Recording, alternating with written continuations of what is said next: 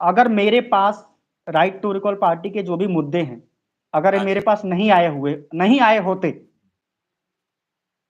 तो मैं अपनी ज़िंदगी जीता, पैसे कमाता खूब, ठीक है? खूब अच्छी ज़िंदगी जीता और जब मैं मरने वाला होता ना, जैसे हाँ पता जी। रहता भाई अब मैं बूढ़ा हो गया हूँ 60 पैंसठ 70 साल का, कि भाई 5 साल बचे हैं, तो मैं कम से कम 1000 दोस्तों को कत्ल करके फिर मरता मैं। ठीक है ना? क्योंकि मेरे को इतना ज़्यादा घृणा थी इन सिस्टम से। अब तो मेरे पास स्थायी समाधान हो गया ना, अब तो मुझे सही मिला बात। है ना स्थायी समाधान, उसके पहले तो मैं विचलित था ना, कि क्या हल किया जाए, क्या क्या किया जाए भाई जिससे समाज में सुधार होगा। तो ऐसे ही मैं ही नहीं हूँ, बहुत सारे लोग हैं और बहुत सारे लोग हो जाएंगे जब ऐसे स्थायी समाधानों की पेशकश उनके पास पहुंचेगी तो।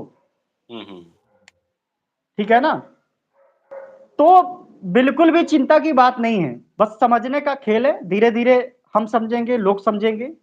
ठीक है, मेरे पास भी ऐसा सवाल आया था, मैं भी बहुत सारे लोगों से पूछा था। एक महावीर कुमावत जी हैं, मैं उनके पीछे पड़ गया था, हाँ, हाँ। तो उन्होंने मेरे एक एक सवाल का जवाब दिया उन्होंने। फिर मैं कहा अच्छा। हाँ भाई, हाँ ये बात में दम है, सही है। सिस्टम में दम हो जाएगा अगर ये इस तरह से कानून लागू हो जाएँ तो। हाँ, अभी क्या है ना कि कोई नेता है, वो नेता कुछ वादा करता है कि मैं ये कर दूंगा, वो कर दूंगा, महिलाओं को 1000 मिल जाएगा, 2000 मिल जाएगा, ये साफ हो जाएगा, वो साफ हो जाएगा। ठीक है ना? और उसके बाद जाओ पूछो तो हो रहा है, इधर जाओ उधर जाओ पूछो, फिर उस सब चीजों में लोग फंसे हुए हैं। जब उचित समाधानों का प्रचार होगा ना, तो लोग उचित समाधान की मांग करेंगे। बिल्कुल। ठीक है ना? और उस टाइम की तो बात ही कुछ और है, जब जिसको लाखों वोट मिलेगा, तो लाखों वोट देने वाले लोग तो कितने महान होंगे, समझ रहे हो बात को आप? ठीक है, तो जी, फिर वो तो सारे उद्धम सिंह ही होंगे। फिर किसी नेता के अंदर इतनी हिम्मत नहीं होगी कि भाई चुनाव जीत के उन्हीं मुद्दों का प्रचार करके और उन्हीं मुद्दों से चुनाव जीत के कुछ गलत काम कर दे।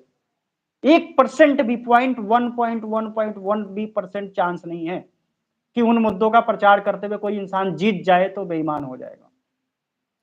अभी जितने भी साथी लाइव सुन रहे हैं या आगे इसको वीडियो को सुनेंगे या जहाँ-जहाँ ये वीडियो पहुँचेगी, उन सभी साथियों को वो कौन-सा काम है जो देश में सबसे पहले जन जागरण का काम करना चाहिए, जागृति का काम करना चाहिए, वो सबसे बड़ा और ज़रूरी काम क्या होना चाहिए आपके हिसाब से, जो देश में इस कानूनी व्यवस्था को दुरुस्त किया जा सके और सही व्यक्ति को चुन के विधानसभा या लोकसभा में पहुँचाया जा सके, उसके बारे में आप ज़रूर बताएँ। सबसे पहला और महत्वपूर्ण कार्य क्या है आज के समय में? देखिए गणेश जी, मैं एक चीज और बता रहा हूं आपको, जैसे सही व्यक्ति को नहीं चुना जा सकता, कोई भी इंसान सही व्यक्ति नहीं है। जी। वो जिन मुद्दों का प्रचार करता है, क्या वो स्थायी समाधान वाले मुद्दे हैं, उससे सामाजिक प्रॉब्लम की स्थायी समाधान हो सकती है, उन मुद्दों को सपोर्ट किया जा सकता है। अगर आप किसी सही व्यक्ति को ढूंढने जाओगे तो वो सही व्यक्ति कोई भी नहीं मिलेगा, कोई भी सही नहीं है, या तो वो बेईमान हो जाएगा या तो वो मर जाएगा। ठीक है? अब बात ये है कि भाई हम, क्या वो महत्वपूर्ण मुद्दे हैं, मतलब कि सबसे जो महत्वपूर्ण कार्य क्या है आज की डेट में? क्या है, हाँ मैं ये बताता हूँ, जो देखो सबसे सबसे पहले महत्व, काम होना चाहिए देश में?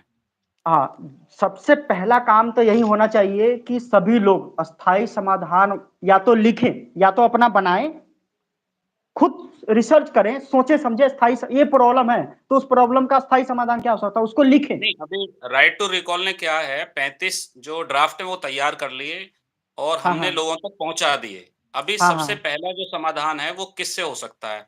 मान लो वोटिंग से हो सकता है, बैलेट पेपर से हो सकता है, ईवीएम से हो सकता है, क्या करना नहीं नहीं, चाहिए? देखो, हाँ देखो, सबसे पहला जो समाधान है, देखो मैं हूं, आप मेरे नेता हैं, हुँ, और मैं, आपके मुद्दे मेरे को बहुत पसंद है। ठीक है? तो मैं नरेश जी को वोट देने जाऊंगा। ठीक है? हाँ जी। तो मेरा वोट ईमानदारी से नरेश जी तक पहुंचेगा, हाँ, तभी तो नरेश जी जिन मुद्दों का प्रचार कर रहे थे वो मुद्दे लागू कर पाएंगे। बिल्कुल जी। जब मेरा वोट ही ईमानदारी से नहीं पहुंच रहा है, ऐसा मुझे शक हो रहा है, और हुँ, क्यों हो रहा है? क्योंकि जो इलेक्ट्रॉनिक वोटिंग मशीन है, उसमें उसके प्रोग्राम के द्वारा, उसके काले कांच के द्वारा, उसमें लगे जो सेंसर है उसके द्वारा मेरे वोटों के साथ हेरा-फेरी की जा सकती है, ऐसा मुझे शंका है। ठीक जी। है? और मेरा जो वोट है वो मेरे जो प्रत्याशी हैं, उनको ईमानदारी से नहीं पहुँच पाएगा, ऐसा मेरे को शंका है। तो हुँ, सबसे पहले पूरे भारतवासियों का सबसे पहला कर्तव्य बनता है, उस इलेक्ट्रॉनिक वोटिंग मशीन को ही बंद कराना।